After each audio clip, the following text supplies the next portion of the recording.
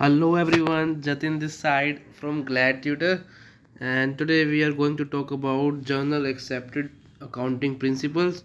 So this is the part 5th of our accounting series. So in our previous video we have discussed about the accounting information system. So if you want to watch that video, you can click on the upper I button, or if you want to see the complete accounting playlist, you can click on the upper I button also. Or also I have put the link in the description. You can watch it later. So without wasting so much time, let's get started.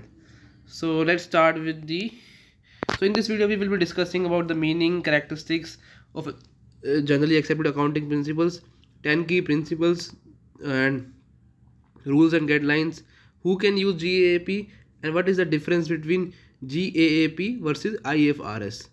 So let's get started. So let's start with the meaning of GAAP. होता क्या है GAAP? As you know, all know the full form, generally accepted accounting principles. So it is referred to a common set of accounting rules, standards और procedure जो होते हैं, जो FASB financial accounting standard board ने issue कर रखे हैं.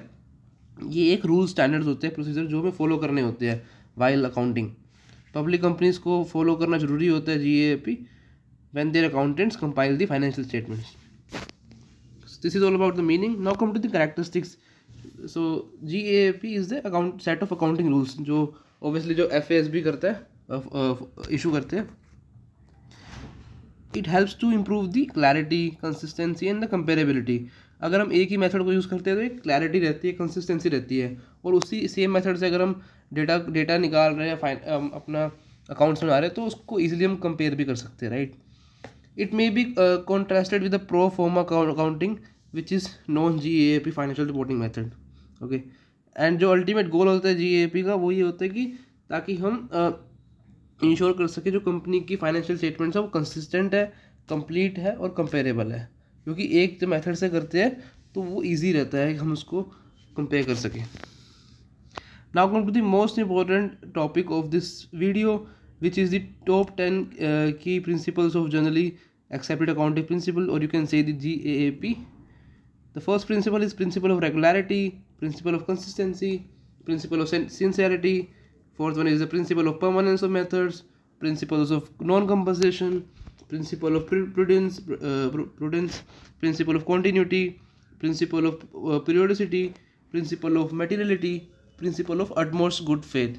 Let's start with the first one, principle of regularity. तो जो अकाउंटेंट होते हैं इनको जो रेगुलरिटी होता है, जो रूल्स रेगुलेशन, ये कहते हैं कि इनको GAAP के रूल्स रेगुलेशन को फॉलो करना होता है.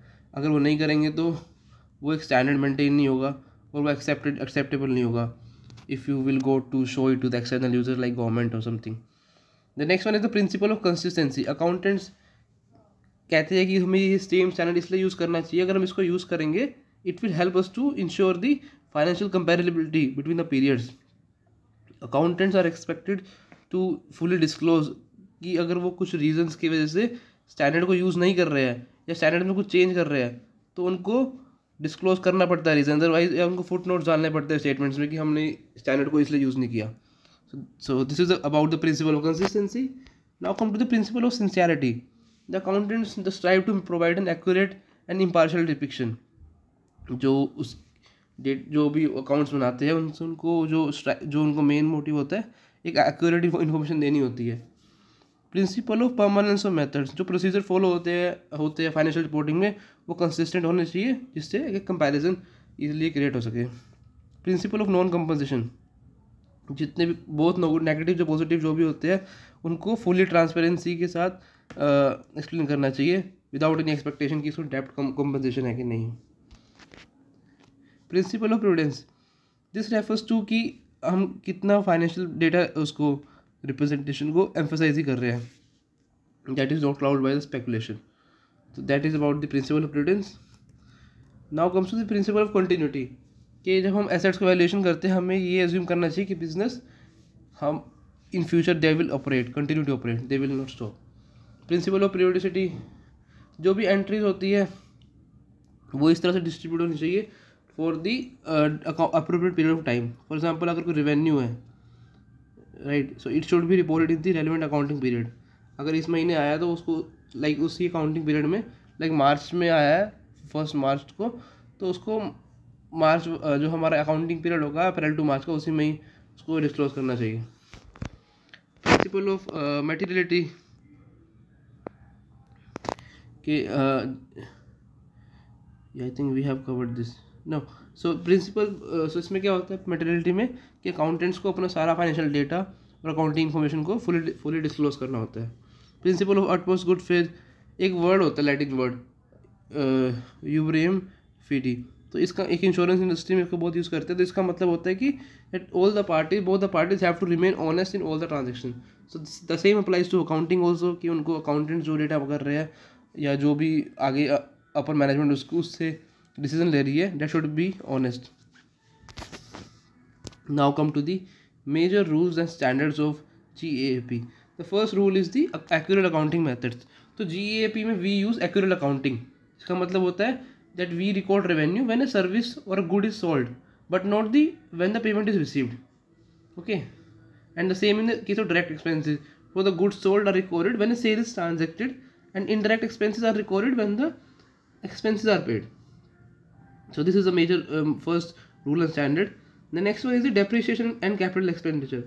Cost of the major asset acquisition are accounted for over the entire life of the asset. For example, अगर कोई 10 ईयर लाइफ के लिए हमने कोई चीज़ खरीदी है, that should be accounted for 10% for the 10 years, ताकि उसका डेप्रिसिएशन हमारे पास रहे। Reporting of historical cost, some assets such as property, equipment, facilities, सबको हमें उसके ओरिजिनल परचेज पे, जिस परचेज पे हमने खरीदा था उसके परचेज पे हमें उसकी अकाउंटिंग करनी चाहिए rather than the current market values. Reporting for the bad debts, companies with significant money owed by customers और अकाउंट रिसीवेबल, उनको रिपोर्ट करना चाहिए कि उनका कुछ पार्ट ऑफ मनी नहीं मिलेगा या मिलेगा, तो उनको रिपोर्ट करना चाहिए। अगर बैड डेब्ट्स है वो, तो उनको अपने कस्टमर्स को रिपोर्ट करना चाहिए। these are all the major rules and standards of GAAP.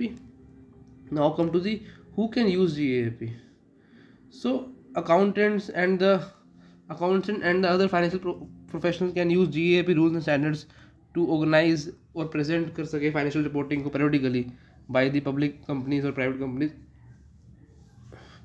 So there is no universal GAAP standard and specific for one geographic location. So public traded companies or private traded companies must comply with both the GAAP requirements. Now come to the another important topic is the GAAP versus IFRS. IFRS means the International Financial Reporting Standards.